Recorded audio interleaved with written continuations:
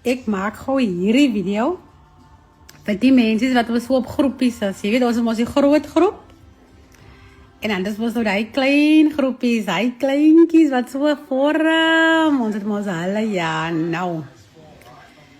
Nou hierdie mense wat nou so post daar, die haters, right? Nou sê hulle mos op die groep, het jy nou gesien wat sê dinges en dinges?